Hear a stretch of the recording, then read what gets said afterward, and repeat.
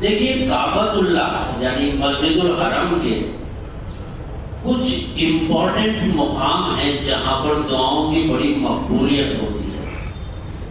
ہم اس کے بارے میں تھوڑی سی جانکاری رکھ لیں اپنے پاس جو وہاں پر ہمارے کام آئے گی.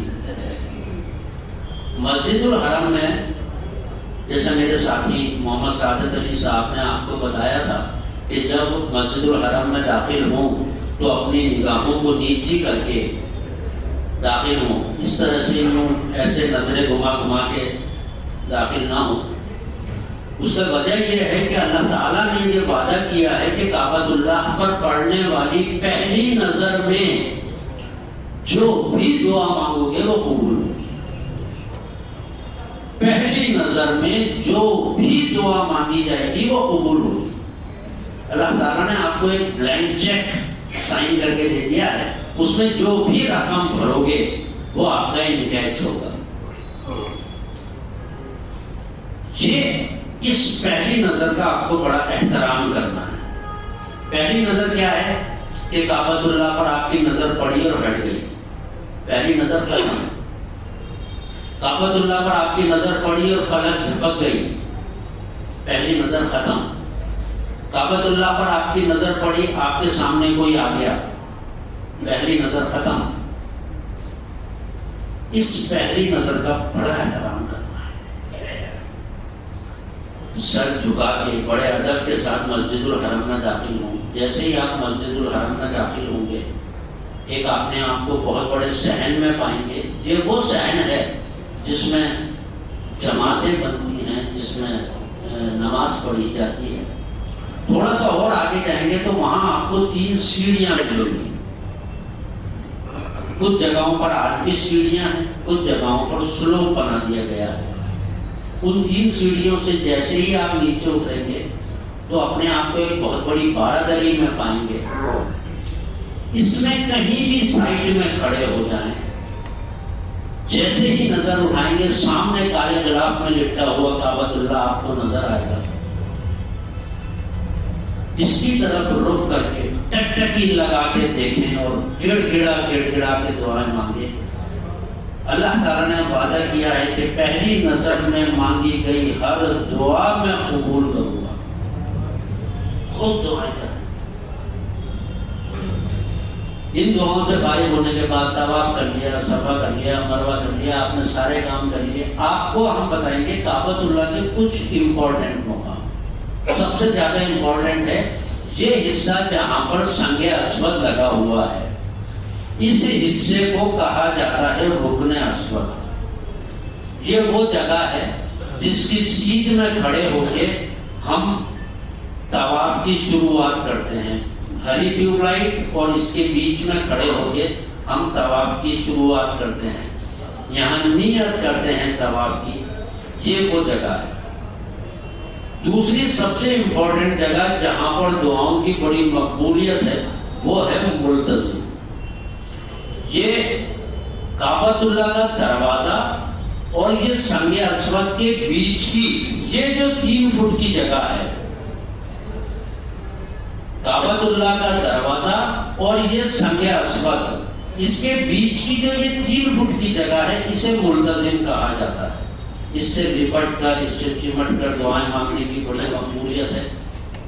موقع ملے ضرور کرنا, بھیڑ زیادہ ہو تو کوشش بھی نہ کرنا. اس کی سیٹ میں کہیں بھی کھڑے ہو کے آپ دعائیں مانگ سکتے ہیں. تیسری سب سے امپورٹنٹ جگہ ہے کعبۃ اللہ کا دروازہ. اس کی چوکھٹ پر لٹک کر دعائیں مانگنے کی بڑی فضیلت ہے. چوکھٹ کافی اونچی ہے, اگر آپ اس کو پکڑ لیں گے تو آپ کے پیر ہوا میں جھولنے لگیں گے, اتنی اونچی ہے اس کی چوکھٹ. موقع ملے تو چوکنا مت, لیکن بھیڑ زیادہ ہو تو آس پاس بھی مت جانا ورنہ کچل جاؤ گے آپ. لیکن اگر جگہ نہیں مل رہی اس کی سیدھنا آگے. جو 5ویں سب سے امپورٹنٹ جگہ ہے وہ ہے یہ رکن عراق کے پاس میں سونے کا پنجرا رکھا ہوا ہے جس میں ایک پتھر ہے جس پہ کھڑے ہو کے ابراہیم علیہ السلام نے کعبۃ اللہ کی تعمیر کی تھی. اسے مقام ابراہیم کہتے ہیں. اس جگہ کے پیچھے کھڑے ہو کے 2 رکعت نماز واجب و طواف پڑھنا افضل ہے، ورنہ آپ کہیں بھی پڑھ سکتے۔ جو دوسری سب سے امپورٹنٹ جگہ ہے اگلی، وہ ہے حتیم۔ یہاں آپ دیکھیں گے کہ کعبۃ اللہ کے برابر میں ڈی کی شکل میں سنگ مرمر کی ایک دیوار بنی ہوئی ہے، آدھا گولا، یہ حتیم ہے۔ جب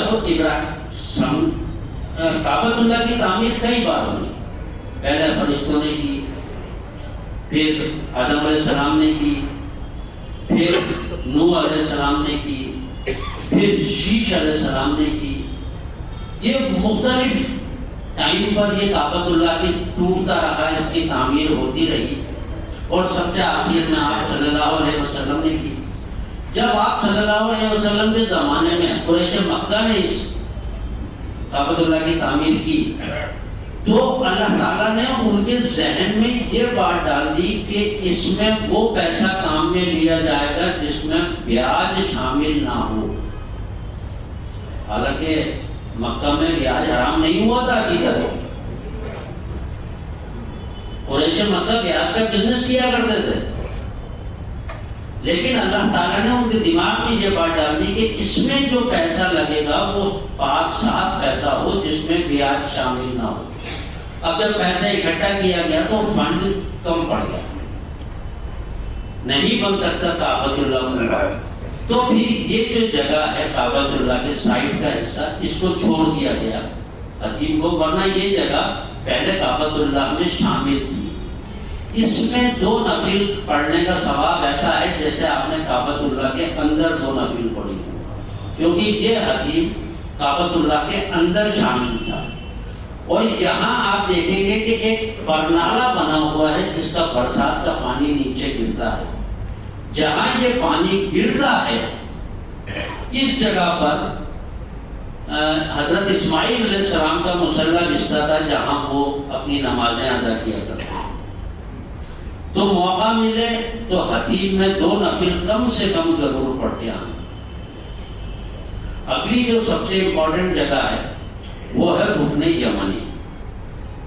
اس پہ ہاتھ رکھ کر دعائیں مانگنے کی بڑی فضیلت ہے۔